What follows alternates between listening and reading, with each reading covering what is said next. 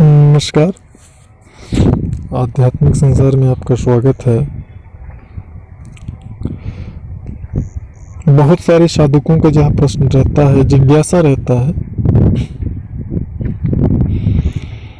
कि अप्सरा की जो साधना है उसमें हम किस प्रकार के यंत्र का प्रयोग कर सकते हैं और क्या साधक स्वयं उस यंत्र या माला को प्राण प्रतिष्ठित कर सकता है अथवा नहीं। तो सबसे पहले तो हम समझ लेते हैं कि किस प्रकार के यंत्र का प्रयोग करना चाहिए, धातु का या भोजपत्र का। तो यहाँ पे मैं बताना चाहूँगा कि हमारे आदिकाल से जो ऋषि मुनियों ने यंत्र का सर्वोत्तम निर्माण बताया है और इकलौते एक ही भोजपत्र पे सभी प्रकार के यंत्रों का निर्माण किया जा सकता है और उसे ही यंत्रों के निर्माण का अधिकार प्राप्त होता है।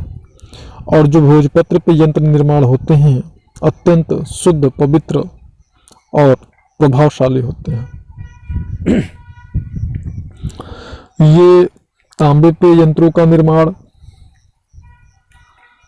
पीतल पे यंत्रों का निर्माण, ये प्रथाएं और ये सारी चीजें तो अब जाके प्रकाश में आई हैं, अब जाके हो रही हैं। लेकिन हमारे आदिकाल से हमारा जो प्राचीन प्रथा है और प्रभावशाली सफलता प्रदान करने वाला जो यंत्र निर्माण होता है वह भोजपत्र पे ही मान्य होता है और शक्तिशाली होता है।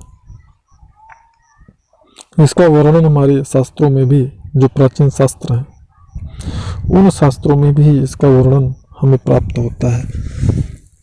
तो यहाँ पे मैं सिर्फ इतना कहना चाहूँगा कि यदि आप साधना कर रहे हैं अप्सरा सा, तो आपको भोजपत्र के यंत्र का ही प्रयोग करना चाहिए, जो कि संस्कारिक और प्राण प्रतिष्ठित होना चाहिए। संस्कारिक अलग विधि होती है और प्राण प्रतिष्ठित अलग होता है। इसके बारे में हमने अपने प्रीवियस वीडियो में जानकारी दिया हुआ है, आप उसको सर्च करके हमारे चैनल पे विजिट करके देख सकते हैं। संस्कारिक का मतलब होता है घर बनाना और प्राण प्रतिष्ठा का मतलब होता है उसमें इंसान जब रहना शुरू कर देते हैं उसमें जीवात्माएं जब वास करने लगती हैं। उसी प्रकार से प्राण प्रतिष्ठा का मतलब होता है कि संबंधित शक्ति के अंश को उसमें प्रतिस्थापित कर देना। तो अब यहाँ पे बात आता है कि क्या जो साधक साधना करते हैं वह स्वयं उस यंत्र को प्राण प्रतिष्ठित कर सकते हैं या नहीं।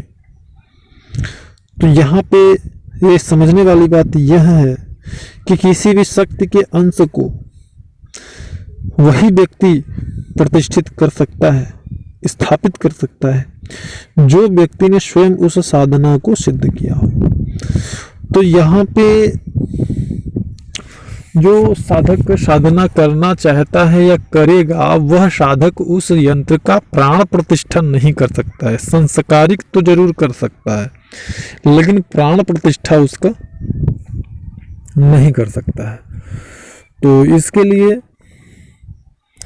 उस यंत्र को वही मार्गदर्शक या गुरु प्राण प्रतिष्ठित कर सकता है जिसने स्वयं उस शक्ति का सिद्धि प्राप्त किया हो।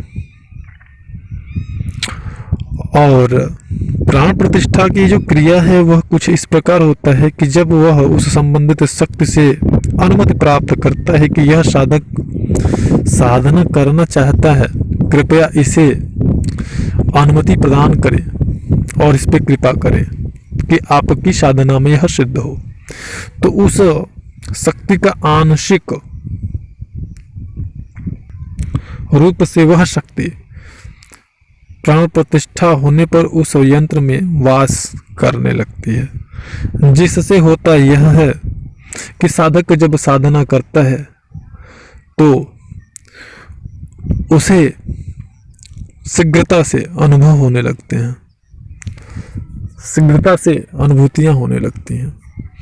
जब यहीं पे साधक के जो यंत्र साधक का है वह उचित विधि से और उचित व्यक्ति के द्वारा प्रतिष्ठित नहीं होता है तो साधकों को अनुभव नहीं होते हैं। कभी कभी तो ऐसा भी होता है कि साधक को अनुभव तो नहीं होते हैं, लेकिन अगर उसने सुरक्षा घेरा अगर मजबूत बनाया हुआ है तो उस स्थिति में उसे कोई जो बुरी शक्तियां हैं, जो तामसिक शक्तियां हैं, वह स्पर्श तो नहीं कर पाती हैं, लेकिन घटिया और अटपटांग अनुभव से जरूर होते हैं, अनुभूति से जरूर होते हैं। और कभी कभी ऐसा भी होता है कि साधक महीनों साधना करता रहता है लेकिन किसी प्रकार का अनुभूति उसे नहीं होता। यंत्र का बहुत ही विशेष महत्व अवसर साधना में होता है। आप कह सकते हैं कि जैसे बिना नींव के, फाउंडेशन के बगैर मकान का निर्माण नहीं किया जा सकता है, उसी प्रकार से आप या जो प्रारंभिक साधक हैं वह यंत्र के बगैर अप्सरा साधना नहीं कर सकते हैं। और यह कथन सिर्फ अप्सरा साधना पे ही लागू नहीं होता है, यह कथन और भी जो तांत्रिक मार्गीय साधनाएं हैं उन साधनाओं पर भी यह कथन लागू होता है। ज़्यादा से ज़्यादातर साधक जो होते हैं वो असफल इसीलिए हो जाते हैं क्योंकि हमारे सोशल मीडिया पे तमाम मार्गदर्शक और गुरु पड़े हुए हैं जो सिर्फ इधर की जानकारी उठा देकर उधर की जानकारी उठाकर इधर कॉपी और पेस्ट करते रहते हैं। अब ऐसी दशा में यदि कोई भी साधक ऐसे मार्गदर्शक या गुरु से मार्गदर्शन लेकर के या सामग्री प्राप्त करके साधना प्रारंभ करेगा तो वह साधक कहाँ तक सफल होगा इसे तो वो समझ ही सकता है। और यही कारण होता है कि ज़्यादातर जो साधक होते हैं वह सफल नहीं हो पाते। वैसे तो ढेर सारे कारण होते हैं जो कि हमने अपनी प्रीवियस वीडियो में बताए हुए हैं कि अप्सरा साधना में सफल न हो पाने के बहुत सारे जो कारण होते हैं वो क्या क्या होते हैं। और इसमें ये बहुत ही महत्वपूर्ण और प्रमुख कारण होते हैं जिसके कारण साधक की साधना सफल नहीं होती। सालों साल महीनों लगे रहते हैं साधना में, अपितु बुरी शक्तियाँ उन्हें सिद्ध हो जाती हैं क्योंकि मैंने बताया है कि जब साधना उचित विधि से नहीं होती है तो उसका जो ऊर्जा होता है वो निम्न स्तर की जो तामसिक शक्तियाँ हैं वो ग्रहण करने लगती हैं और साधक को सिद्ध हो जाती हैं। अब जब निम्न स्तर की बुरी शक्तियाँ सिद्ध होंगी तो साधक को अनाप शनाप बटांग उल्टे सीधे ही कार्य भी कराएंगी। हो सकता है साधक पर प्रहार भी करे, परेशान भी करे, तमाम चीज़ें। नमस्कार।